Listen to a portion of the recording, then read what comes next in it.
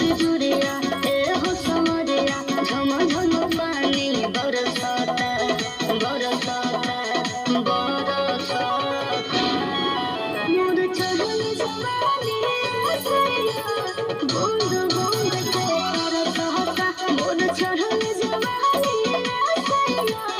बूंद बूंद के बरसाता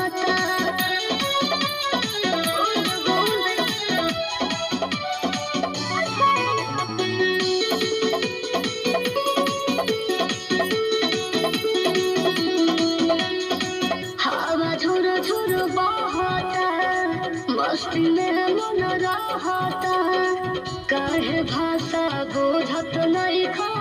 अखियाँ कुछ कहता जब जब बरसे धनिया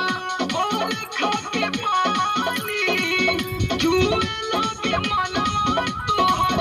जैसे वो रवानी मार हिलोरा ऊपर नीचे पानी करार के ठरकता ठरकता ठरकता मोर चढ़ल जवानी सैया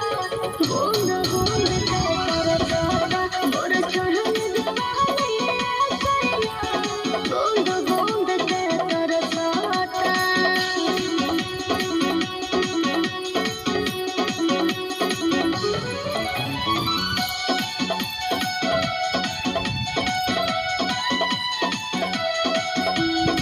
देह भइल बाजेला गेला मौसम भी रंगीला तोहरे खातिर पेन्हले बानी सोनिया हम पीला पीला देखी के सावन के घाटा मन तोहर बहकाता तन तोहर आग जैसे एहो रानी दहकाता हमर आलोक देह से तरा देखो सर सर सरकता सरकता सरकता